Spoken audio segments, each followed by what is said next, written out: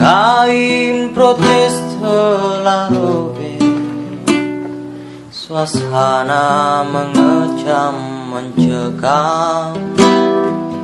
Teriknya matahari, terik mata hati.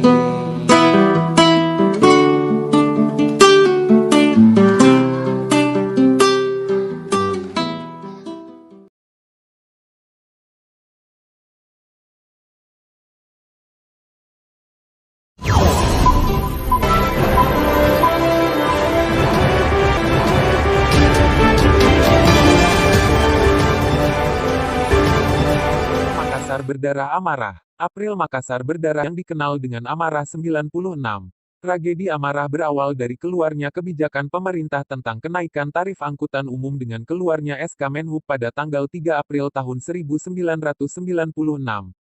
Kemudian ditindaklanjuti oleh SK Wali Kota Makassar, dulu Ujung Pandang, nomor 900 tentang penyesuaian tarif angkutan kota, dari Rp300 menjadi Rp500 untuk penumpang umum, bagi mahasiswa dan pelajar Rp200. Karena dianggap terlalu tinggi bagi masyarakat maka diadakanlah konsolidasi membahas masalah itu. Dibuatlah Forum Pemuda Indonesia Merdeka, FPIM, berujung pada aksi demonstrasi besar-besaran. MFITP mengingatkan kembali agar sejarah perlawanan mahasiswa di rezim otoritarian Soeharto di Makassar tetap kita kenang dan semestinya yang korban keberingasan aparat diangkat menjadi pahlawan reformasi. MFITP menginfokan kembali sejarah perlawanan mahasiswa sebagai upaya melawan lupa berikut ini. Senin, tanggal 8 April tahun 1996. Forum Pemuda Indonesia Merdeka menggelar mimbar bebas di kampus Universitas Muslim Indonesia, diikuti sekitar 200 mahasiswa. Dilanjutkan dengan aksi ke DPRD Sulawesi Selatan, menyampaikan protes mendesak untuk segera mencabut SK Gubernur nomor 93 tahun 1996 dan SK Wali Kota nomor 900 tahun 1996 tentang kenaikan tarif angkutan umum. Senin, tanggal 22 April tahun 1996. Forum Pemuda Indonesia Merdeka kembali menggelar mimbar bebas di kampus UMI, diikuti sekitar 500 mahasiswa. Kemudian dilanjutkan ke kantor gubernur untuk mengadakan dialog agar dicabutnya 2 SK tersebut. Sebelum mahasiswa diterima oleh wakil gubernur, terjadi insiden kecil antara mahasiswa dan pegawai gubernuran. Forum Pemuda Indonesia Merdeka diwakili 8 orang, akan tetapi kembali belum menemui hasil, tidak ada keputusan dan kejelasan dari pihak pemerintah daerah Sulawesi Selatan. Sementara dialog berlangsung di kantor gubernur, mahasiswa UMI melakukan aksi demonstrasi dengan membakar ban di depan kampus Jalan Urip Sumoharjo. Macet tak terhindarkan, berlangsung selama 3 jam. Aparat keamanan datang untuk menormalkan arus lalu lintas tanpa terjadi insiden. Selasa tanggal 23 April tahun 1996.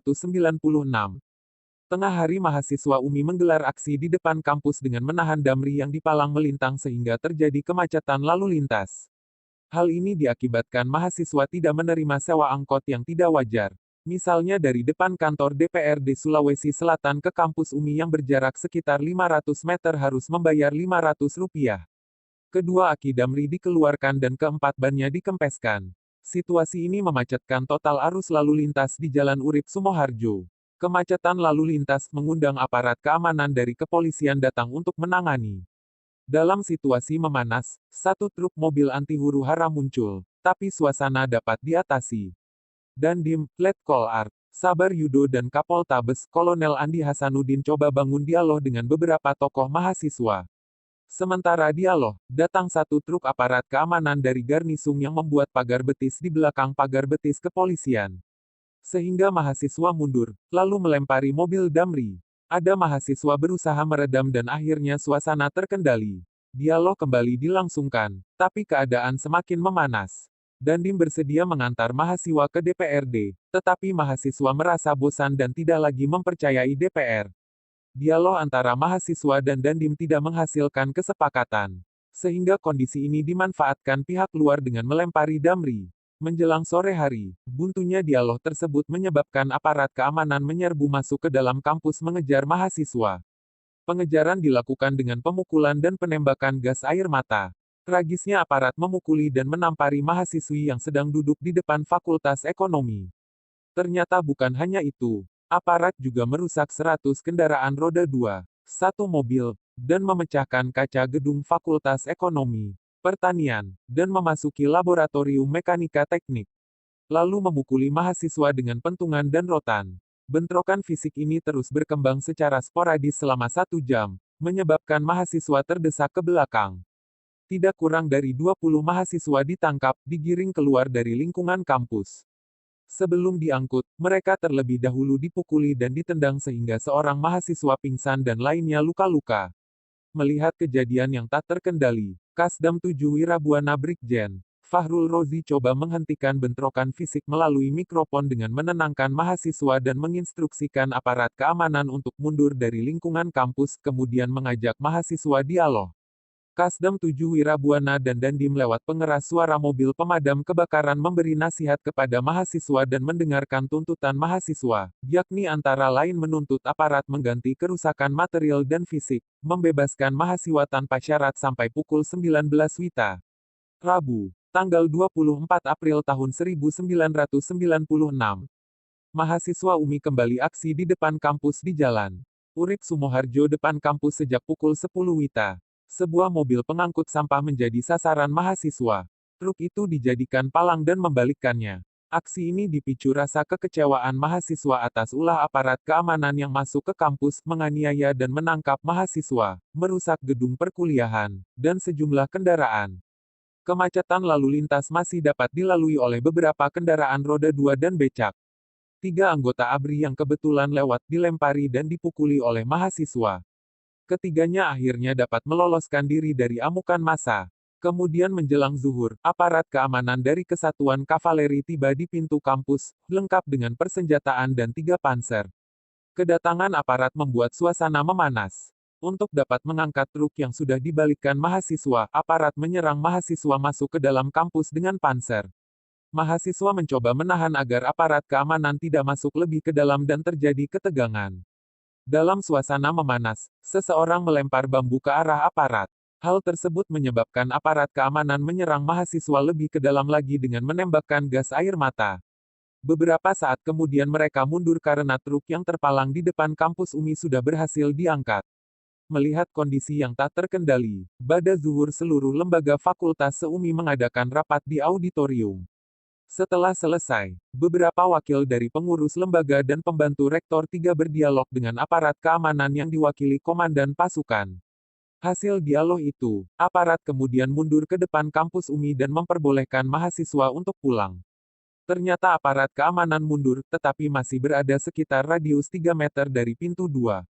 Beberapa mahasiswa yang hendak pulang melewati pintu gerbang dihadang dan dipukuli oleh aparat keamanan lalu dipukuli, sehingga mahasiswa kembali masuk kampus. Aksi aparat tidak hanya sampai situ saja, tetapi kemudian kembali mengejar mahasiswa dengan 2 panser melalui pintu 2, bahkan menembakkan gas air mata hingga halaman masjid. Jamaah salat Asyar lari dan berhamburan karena tidak tahan efek pedis dari gas air mata tersebut. Mahasiswa yang berada di pintu 1 mencoba menghadang dengan lemparan batu hingga aparat keamanan mundur. Mereka memang mundur, tapi tidak meninggalkan lingkungan kampus. Kemudian bantuan anti huru-hara dan 1 panser datang, masuk lewat pintu 1 membackup satuan kavaleri. Datangnya bala bantuan itu, membuat aparat keamanan semakin beringas. Aparat keamanan maju dengan letusan senjata dan tembakan gas air mata. Mahasiswa terdesak dan menyelamatkan diri masing-masing.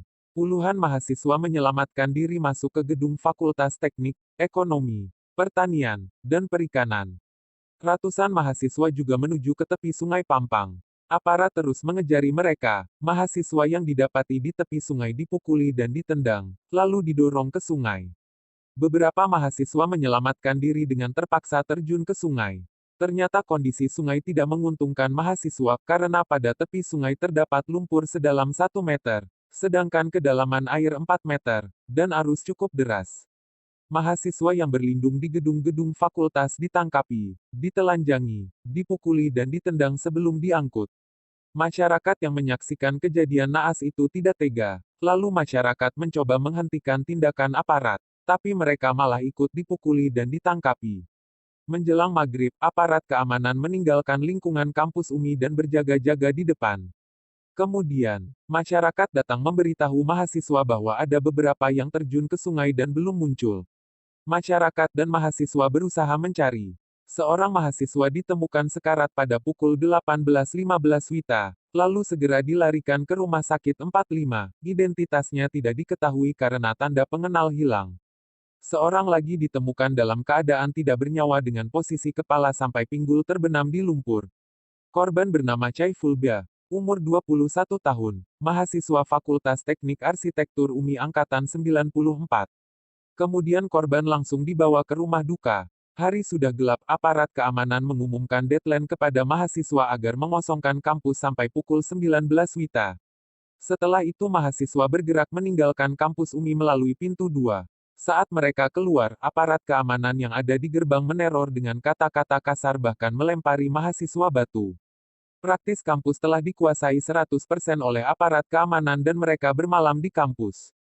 Kamis, tanggal 25 April tahun 1996. Masih pagi, Jalan Urip Sumoharjo depan kampus UMI telah diblokir oleh aparat keamanan. Mahasiswa yang ingin masuk kampus dilarang. Walau demikian, mahasiswa tetap berusaha masuk dengan segala cara karena diyakini masih ada beberapa mayat yang tenggelam. Sekitar 100-an mahasiswa bersama masyarakat yang bermukim di belakang kampus UMI mengadakan pencarian korban dengan menyelam sejak pagi pukul 8 WITA. Tak berselang lama, berhasil ditemukan mayat. Korban itu bernama Andi Sultan Iskandar, umur 22 tahun, mahasiswa Fakultas Ekonomi, Akuntansi UMI Angkatan 94. Sekujur tubuhnya penuh luka. Mayat tersebut disemayamkan di rumah sakit 45, kemudian diantar dengan ambulans dengan kecepatan lambat diikuti ratusan mahasiswa yang berjalan kaki. Sebelum tiba di rumah duka, korban tersebut diantar ke kantor harian Fajar, dengan maksud mengkantar berita bahwa korban dianggap tidak ada hubungannya dengan aksi demonstrasi. Mahasiswa memperlihatkan luka pada sekujur korban. Mahasiswa yang berjalan kaki tidak mampu lagi membendung emosi, sehingga pada saat melintasi kantor gubernur melakukan pembakaran 3 kendaraan bermotor dari aparat keamanan dan menggulingkan 3 tiang listrik. Memasuki tengah hari, masyarakat kembali menemukan korban lagi, atas nama Muhammad Tasrif, umur 21 tahun, dengan luka pada bagian muka dan badannya, mahasiswa Fakultas Ekonomi, Studi Pembangunan UMI Angkatan 94. Korban disemayamkan di rumah sakit 45 dan kemudian diantar ke rumah duka. Jumat, tanggal 26 April tahun 1996. Militer tetap menguasai kampus UMI. Praktis mahasiswa tidak bisa masuk kampus dan tidak ada aktivitas perkuliahan. Identifikasi korban. Para syuhada yang gugur akibat kebiadaban militer dalam membungkam perjuangan mahasiswa menentang tarif angkutan yang mencekik rakyat. Meninggal dunia ada 3 orang, yakni 1. Chaiful Bia, umur 21 tahun, mahasiswa Fakultas Teknik Arsitektur UMI, Angkatan 94. Alamat BTN Paropo Blok D10/9 Makassar. Korban ditenggelamkan di Sungai Pampang setelah sebelumnya dianiaya oleh militer. Ditemukan pada hari Rabu, tanggal 24 April tahun 1996, pukul 18.15 WITA dengan luka memar di bagian dada dan belakang seperti bekas pukulan benda tumpul. Jenazah almarhum dibawa ke Gorontalo, Sulawesi Utara pada Kamis, tanggal 25 April tahun 1996 dan dikebumikan. 2. Andi Sultan Iskandar, umur 22 tahun, mahasiswa Fakultas Ekonomi, Akuntansi, Angkatan 94. Alamat Jalan Sukaria 1 nomor 77 Makassar. Jenazahnya ditemukan tenggelam di Sungai Pampang pada hari Kamis tanggal 25 April tahun 1996, pukul 9 WITA, dengan luka pada bagian dada kiri, bekas tusukan benda tajam, wajah, jidat, dan kepala. Punggung memar dan bengkak bekas pukulan benda keras. Dikuburkan di pekuburan Daadi Makassar, Jumat, tanggal 26 April. 3. Tasrif, umur 21 tahun, mahasiswa Fakultas Ekonomi, Studi Pembangunan UMI Angkatan 94. Alamat Jalan Tidung 8 dan 7, nomor 55, Perumnas Makassar. Dianiaya oleh militer dengan benda keras dan dibunuh kemudian ditenggelamkan di Sungai Pampang. Mayatnya ditemukan pada Kamis, tanggal 25 April tahun 1996, pukul 14 WITA, dengan luka bekas tusukan benda tajam di leher, wajah dan tubuhnya terdapat memar dan bengkak bekas pukulan. Hidung, mulut, dan telinga mengeluarkan darah. Jenazah beliau dikebumikan di pekuburan Panaikang Makassar pada Jumat tanggal 26 April tahun 1996. Korban luka-luka akibat keberingasan aparat. Terdata ada sejumlah 29 orang. 1. Supriyadi Temabak, Fakultas Pertanian, Agronomi Angkatan 92. Lutut kiri luka dalam akibat pukulan popor senjata, mengakibatkan ngilu apabila berjalan. Pada punggung memar akibat pukulan rotan. Korban sempat melarikan diri dan dirawat di kos oleh Suster Hermin. 2. Zulkifli Buamona, Fakultas Teknik, Mesin, 93. Mata kanan bengkak dan memar akibat pukulan rotan mengakibatkan penglihatan terganggu. Korban dirawat di rumah sakit Labuan Baji. 3. Syarif, Fakultas Ekonomi, Studi Pembangunan, Angkatan 93. Punggung biru memar, kepala benjol, tangan dan muka bengkak memar. Paling parah kepala bagian belakang, tengkuk akibat pukulan rotan dan sepatu laras menyebabkan tidak bisa bangun. Jika bergerak akan muntah. Korban dirawat 5 hari di Rumah Sakit Islam Faisal. 4. Ahmad Yani, Fakultas Ekonomi, Studi Pembangunan, Angkatan 91. Bagian kepala robek dan sekitar kepala berlumuran darah akibat pukulan pentungan. Korban dirawat di Rumah Sakit Pelamonia. 5. Abde Kadir, Fakultas Ekonomi, Manajemen, Angkatan 93. Mengalami luka di bagian telinga, bibir pecah, dan hidung bengkak akibat pukulan pentungan. Korban dirawat di Rumah Sakit Pelamonia. 6. Syamsuddin, Fakultas Ekonomi, Studi Pembangunan, Angkatan 92. Dagu robek dan mendapat 7 jahitan, luka di kening, dada bagian kiri memar akibat popor senjata dan pentungan. Korban dirawat di Rumah Sakit Islam Faisal. 7. M. Awot P. Fakultas Ekonomi, Studi Pembangunan, Angkatan 92. Luka di dada akibat pukulan pentungan dan tendangan. Korban dirawat di Rumah Sakit Pelamonia. 8. Fahrul, B. Tarang, Fakultas Pertanian, Sosek, Angkatan 89. Kepala robek bagian kiri mendapat 3 jahitan, punggung memar. Korban dirawat di rumah sendiri. 9. Lukman, Fakultas Pertanian, Agronomi Angkatan 93. Badan memar akibat pukulan pentungan. Dirawat di rumah sendiri. 10. Kaso, Gunawan, Fakultas Pertanian, Agronomi Angkatan 93. Badan memar akibat pukulan pentungan. Korban dirawat di rumah sendiri. 11. Awaludin, Fakultas Pertanian, Agronomi Angkatan 93. Badan memar akibat pukulan pentungan. Korban dirawat di rumah sendiri. 12. Nasir, Fakultas Pertanian, Agronomi Angkatan 93. Badan memar akibat pukulan pentungan. Korban dirawat di rumah sendiri. 13. Abde Hasbi, Fakultas Ekonomi, Angkatan 94. Badan memar akibat pentungan. Korban dirawat di rumah sendiri. 14. Arsil, Fakultas Hukum, Angkatan 94. Pelipis memar dan kepala robek, punggung memar akibat pukulan pentungan. Korban dirawat di rumah sendiri. 15. Mahdani, Fakultas Teknik, Mesin. Luka pada bagian kaki, memar akibat pukulan popor senapan. Korban dirawat di Rumah Sakit Faisal. 16. Jawade, Fakultas Ekonomi. Bibir robek akibat pukulan popor senapan. Korban dirawat di Rumah Sakit Umum Wahidin. 17. Den Syarifuddin, petugas kebersihan UMI. Kepala robek akibat pukulan pentungan dan dirawat di Rumah Sakit 45. 18. Hasrul Ar, Fakultas Ekonomi. Hidung patah dipukul pentungan. Korban dirawat di rumah sendiri. 19. Adnan, Fakultas Ekonomi. Tangan kanan bengkak akibat diinjak laras, kepala benjol, dan pelipis robek. Korban dirawat di rumah sendiri. 20. Bahtiar, Fakultas Ekonomi, Studi Pembangunan. Bagian kening benjol, bibir pecah, kedua lengan luka robek, punggung memar, dan kaki kiri bengkak. Korban dirawat di rumah sendiri. 21. Ahmad Iriawan, Fakultas Teknik Industri, Angkatan 91. Lengan robek, kaki kanan memar akibat pukulan pentungan. 22. Abu Hasan, Fakultas Teknik, Mesin, Angkatan 93. Kepala bengkak, lengan kanan dan dada memar akibat pukulan pentungan dan tendangan. Korban dirawat di rumah sendiri. 23. Erwin, Fakultas Teknik, Elektro, Angkatan 93. Jari tangan bengkak dan memar akibat pukulan pentungan. Dirawat di rumah sendiri. 24. Agung Nawawi, Fakultas Ekonomi, Akuntansi, Angkatan 93. Punggung bengkak memar, kepala digunduli. Korban dirawat di Rumah Sakit Pelamonia. 25. Ramli Wahid, Fakultas Teknik, Mesin, Angkatan 94. Luka di muka dan tubuh memar akibat pukulan pentungan. 26.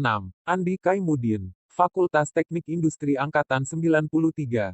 Lengan memar akibat pukulan pentungan. Dirawat di rumah sendiri. 27. Rahmat, Fakultas Ekonomi, bibir robek, kepala bocor, punggung memar, tulang ibu jari kanan retak. Korban sempat pingsan karena mendapat siksaan. 28. Wahid, Fakultas Ekonomi, Manajemen Angkatan 94. Luka bibir robek, kepala bocor, punggung memar. 29. Syarif Badarudin, Fakultas Ekonomi, Manajemen Angkatan 93. Kedua tangan retak, punggung memar akibat pukulan rotan. Pada bagian kepala mendapat benturan benda tumpul dengan sangat keras sehingga menyebabkan geger otak. Sumber data, berbagai media dan pelaku, diinformasikan sebagai upaya melawan lupa.